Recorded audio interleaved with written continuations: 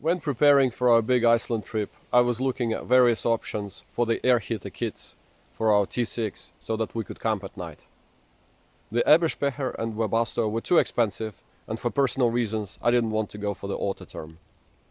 I did, however, find at auction sites the original Volkswagen air heaters at very, very good prices. The problem is most people don't know how to wire these kits, and the installation can be quite daunting. In the end, I decided to go for this option because it's the original way and because of the price also. I did manage to figure out how to do it, and this video is part of a series where I will be showing how I installed the original Volkswagen air heater kit. First, I'd like to explain how the air heaters were installed on T5 and T6 at the factory.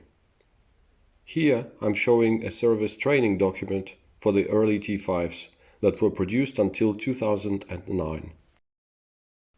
I'm jumping straight to the supplementary heaters section.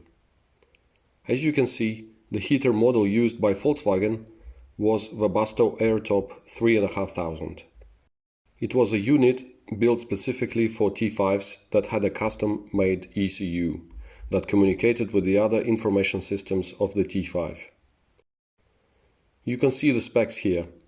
Basically, a 3 kW heater that was able to operate in the low power mode at 1.5 kW. It was supplied both as petrol and diesel option.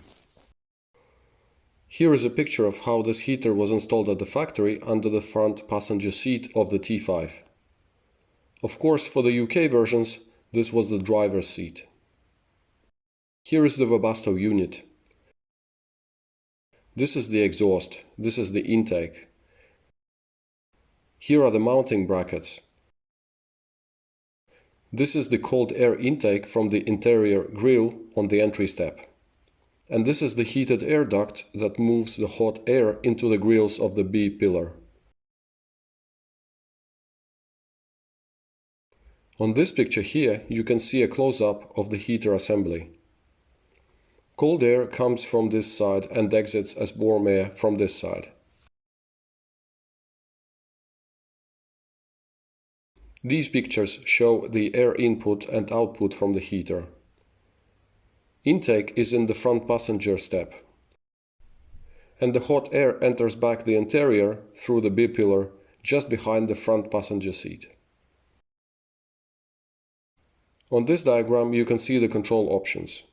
The remote control with the receiver and also the overhead control panel that was installed just above the mirror. This is a close-up of the overhead control panel. For California models, the control unit was different. This is a picture of the fuel supply lines. Here is the fuel tank. Only one line comes out from the fuel tank as per the factory setup. Webasto water heater is here. Before the water heater, there is a T-piece that splits the fuel line to also supply the air heater. Fuel metering pumps are barely visible, they are just under the water heater here.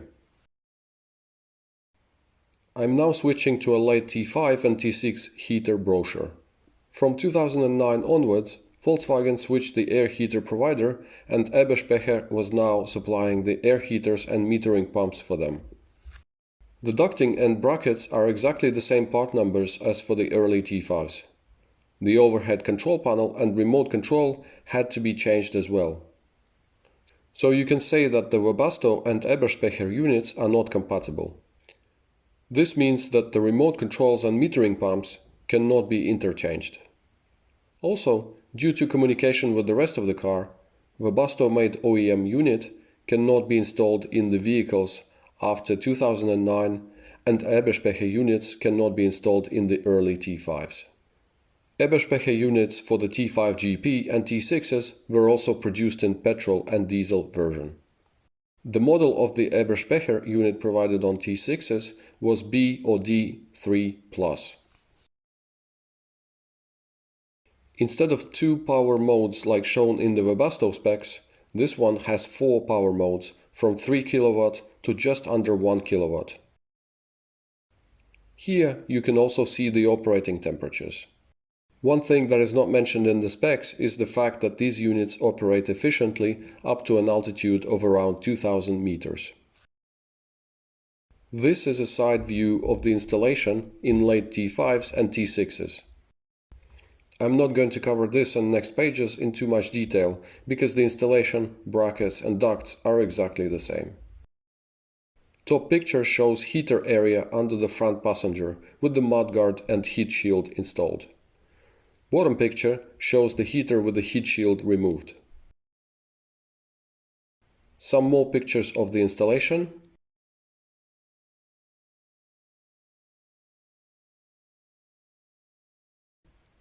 This is the two dosing pumps. And this is the control unit. It looks exactly the same as the one in early T5s, but they are not compatible. A few words about choosing whether to go for the OEM heater or for the aftermarket kit. The big advantage of the OEM heater is that it fits right into your car and looks like it's part of your car right from the factory. The three big disadvantages are the following. First of all, you can't install an external temperature sensor. Secondly, the control panel is not close to your bed in case you camp in your van. And thirdly, the altitude kit cannot be installed in the OEM installation, which means that you cannot really turn on the heater above 2000 meters in the highlands. In this part of the video, I'm going to show you what are the main stages for installing an air heater to the factory spec. You can see here almost all components required for the factory unit installation. Knowing what are the right parts you need is half the job. This is because most of the time the kit is not sold as a complete set on the auction sites and marketplaces. But don't worry, in the next video on the factory spec heater installation, I will explain exactly what components are required together with the part numbers. This is an Eberspecher D3 Plus heater unit with some brackets and the intake. Hopefully, you will agree that although the unit was purchased used, it looks like new. Wiring loom shown here is what stops many people from going with the factory setup. In the future videos, I will explain the wiring in detail. Remote control for the air heaters is custom made and is not compatible with the standard Webasto or Eberspecher remotes.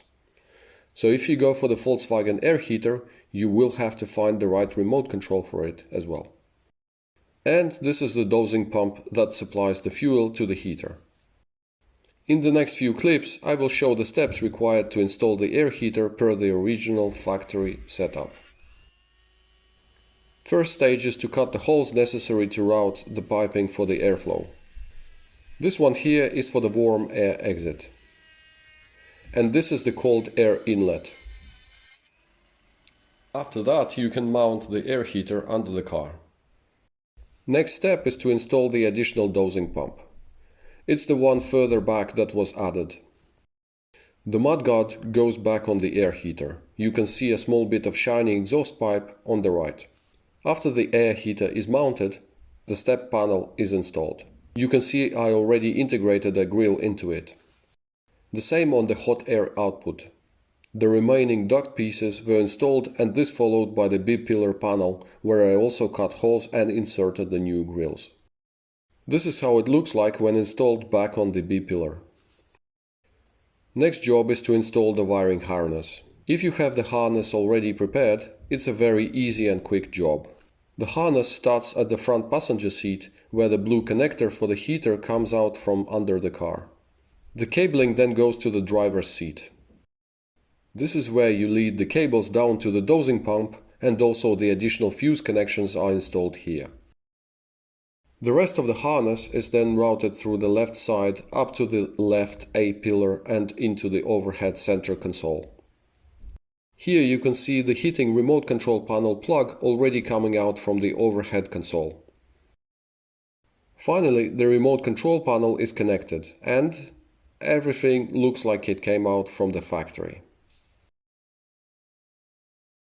This video was an overview of what parts and effort are required in order to build the air heater into your T5 or T6 according to the factory original spec. In the future episodes, I will cover the build in more detail, so please subscribe so that you don't miss the next episode. And of course, if you like the video, I would appreciate it a lot.